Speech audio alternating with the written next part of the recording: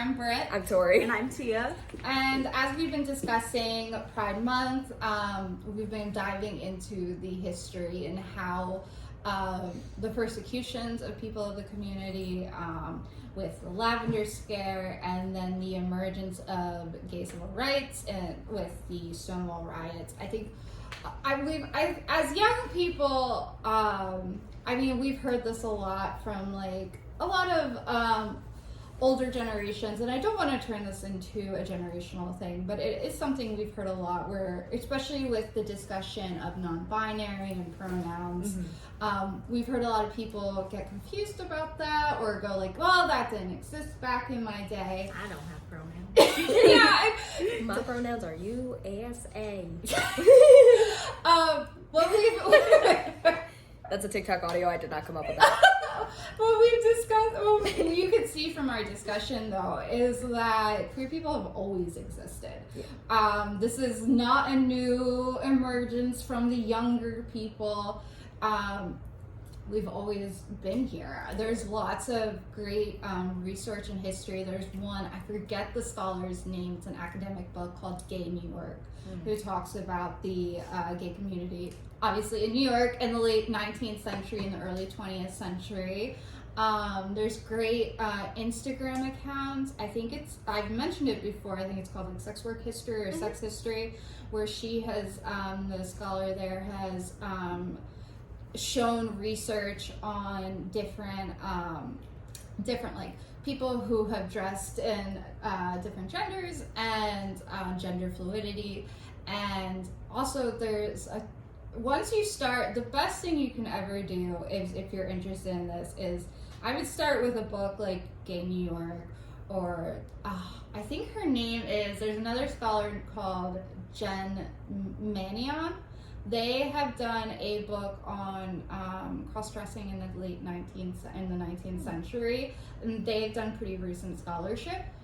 In the back of their books, that's what's great about academic books, is you will see all these sources and all these other books that can just dive into this great, amazing history, and it shows out that like queer people have always been in existence throughout history, in the ancient times all the way up till now.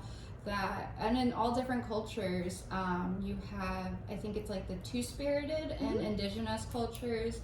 And so this is not a new phenomenon. It's just that for like sometimes, like I said, we've heard older people be like, oh, well, I didn't see these people. So they were in their own communities, they were in their own spaces, pushed out of the mainstream because of these prejudices. Like, of course, if it's not safe for these people to be out in the open. So I think that it's amazing with Pride Month, we can see the world is getting safer, even though there's still a lot of danger, but it's moving towards a good direction. Yeah. I mean, even with the history, you can go way far back. Like, I've taken some ancient history classes about sex and gender, and there were ancient Greek and Roman myths about transgender people and people like wanting to get married to somebody else. I forget the name of the myth off the top of my head, but like wanting to get married to a girl and being like, oh, well, I'm a girl, so I can't do that. I have to change my body and transform in this way to have this love. And then also, not to mention my homegirl, Sappho. Sappho.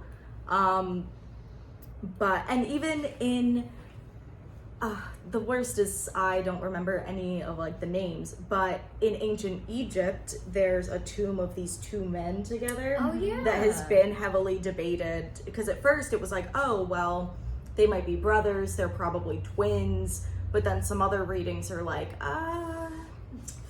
is something going on between these two guys? Like, maybe they were lovers instead. And there's still like ongoing debate about it, but yeah, I mean, it's not new. It's not a new invention where people were like, you know what?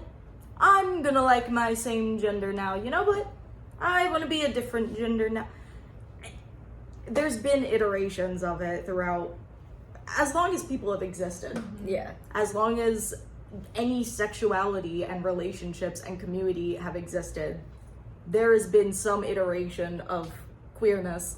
Humans are gonna human. Yes. That's the fact of the matter. Humans are gonna do whatever it is that they do, and they deserve to do whatever it is that they want to do, so long as it's not hurting themselves or someone else. I think it shows how.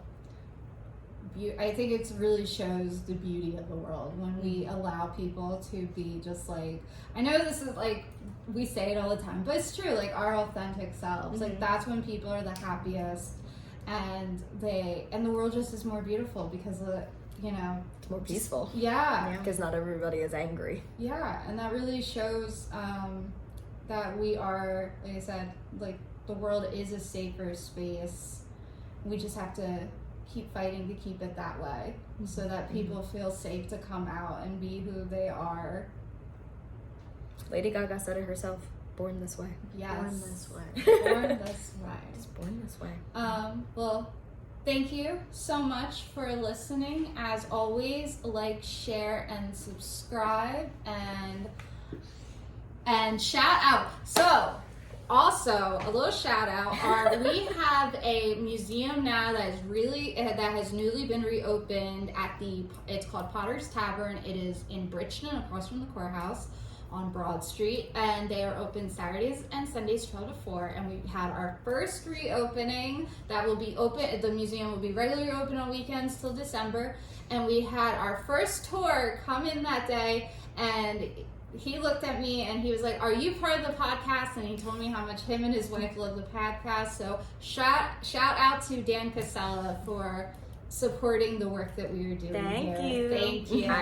And as always, thank you for listening. I'm Britt. I'm Tori. And I'm Tia.